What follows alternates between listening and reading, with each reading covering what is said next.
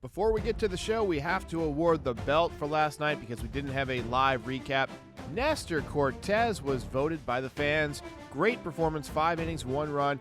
He continues to impress me as a starting pitcher. If the Yankees somehow sneak into the playoffs and win the wild card game, I could see Nestor getting a shot during the division series. This is the Frieze. Lost in all of the Joey Gallo hoopla last night was the fact that the Yankees actually had a game, and they actually won a pretty big game. Nestor Cortez, 5 innings, 3 hits, 1 run, no walks, 5 strikeouts, ERA down to 1.93. 5 no-hit innings from the bullpen. Chad Green picks up his 4th win in relief this year, and Aroldis Chapman picks up his 20th save. Big RBI base hit from Aaron Judge, and DJ LeMahieu with the circus catch to end it. I'll tell you what, can we have a game that's not an absolute high-wire act? Can we have a laugher once in a while where you win by 10 runs? Is that too much to ask? Maybe Joey Fourbags will come in here and make a little bit of a difference offensively, get this team swinging the bat a little bit more. I'll tell you what, I'm excited about the Joey Gallo move, not just from the offensive perspective. He's a great defensive player. That's something that Aaron Judge commented on after the game. Aaron Judge, of course, knows the value of defense. He's a great defensive player himself. And I don't think the Yankees are done. I think they're going to continue to tweak this roster over the next few days. And I still think there's a possibility that we might see some post-trade deadline waiver deals. To me, Joey Gallo is a nice addition, but he's not enough to put you over the top. I still think you probably need one more pitcher, and I wouldn't be opposed to getting one more outfielder. I do like Greg Allen, and I've noticed that Greg Allen has the ability to get hit by pitches, much like, a Chuck Knobloch or a Jacoby Ellsbury, guys who just find weird ways to get on base. Ellsbury was mostly catcher's interference, but Knobloch got hit a lot. But Greg Allen, he's a switch hitter. He's a good defensive player, made the catch of the night a couple of nights ago against the Rays. I don't think he's an everyday center fielder. I do think he's a 4th outfielder that can play a few times a week, but offensively, I just don't see him doing enough damage. But maybe the Yankees don't need to rely as much on offense. Maybe they should prioritize defense and speed a little bit more. However, I still think the Yankees should go out and get somebody like a Max Kepler, somebody for center field who can make a difference. Ben Gamel is somebody that I like. We could see something like that happening. Trevor Story is still an option at shortstop. I think that is a real possibility, although it is a vanishingly small possibility now that the Yankees have acquired Joey Gallo. Everything that I've heard from the beat writers is that Joey Gallo was their big piece this trade deadline. Not to expect another huge big-name guy. Trevor Story would add a bit of defense. There have been some concerns about his throws. I'm not as concerned about his throws as other people are. I'm more concerned about him being a right-handed bat. But it is what it is. All we can do over the next few days is wait and see what happens. But I'm feeling good about the Joey Gallo move.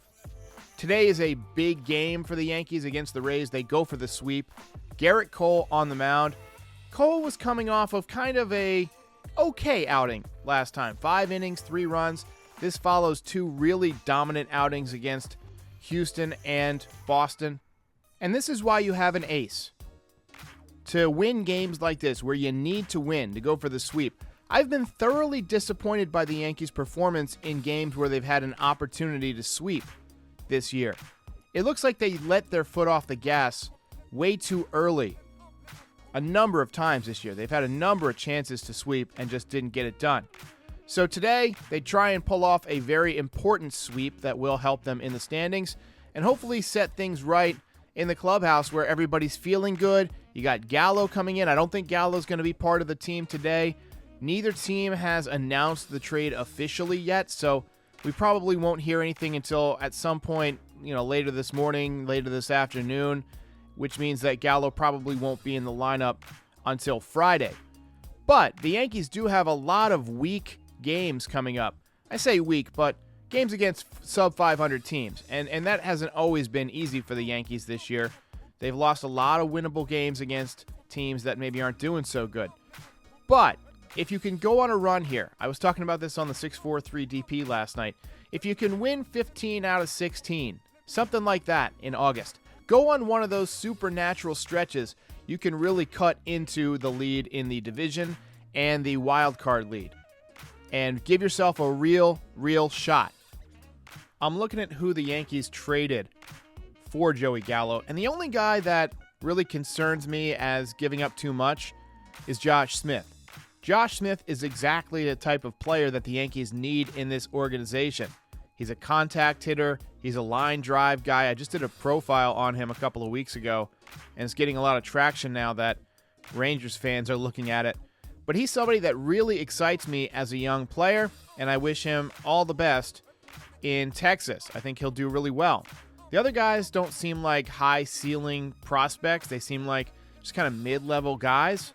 But I could be wrong. Any one of these guys could come out of nowhere and become a really good player. Look at Garrett Whitlock. I mean, nobody expected him to be what he's become with Boston. So we're going to find out. We're going to find out pretty soon who's legit and who is not. One thing the Joey Gallo deal does is it makes Clint Frazier and it makes Miguel Andujar a little bit more expendable. Neither one of those guys is going to play center field, and it looks like Joey Gallo is going to be your left fielder with Aaron Judge in right. So now the Yankees still need a center fielder. They could go with Greg Allen. They could wait for Aaron Hicks to come back next year. I don't think Aaron Hicks is the future in center field. He just doesn't play enough. Every year he's injured. Every year. His career high in games is 2018.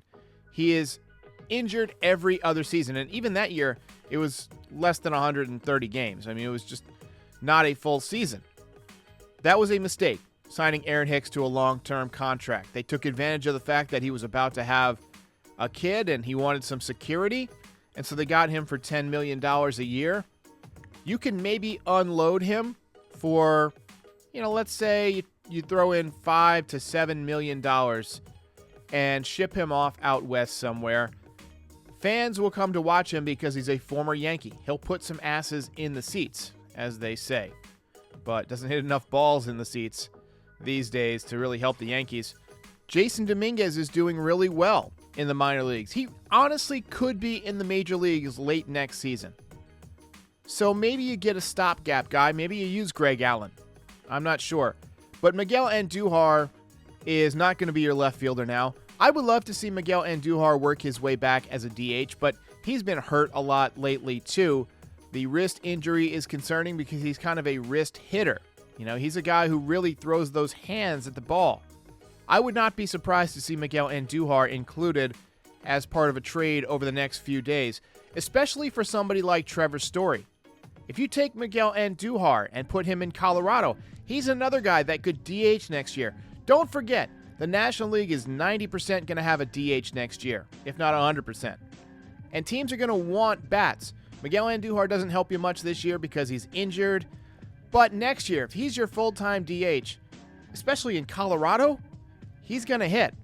So I could see Miguel Andujar being part of a package for Trevor Story. Let's hope that Brian Cashman can work a little bit of magic.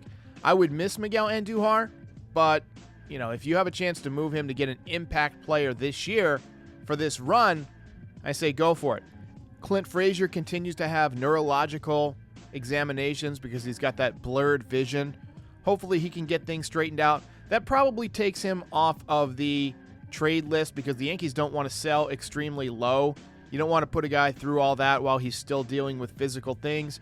Clint Frazier will probably not play again this year. Would not shock me if they stick him in AAA next year, and if he gets off to a hot start, you could see him moved as part of a deal next season. No need to trade him right now. But between all the injuries and the fielding issues and just the concussion and all the stuff he's had, I really feel bad for this kid. He seems like a genuinely good kid that has just had a ton of issues that have really basically derailed his career. It happens.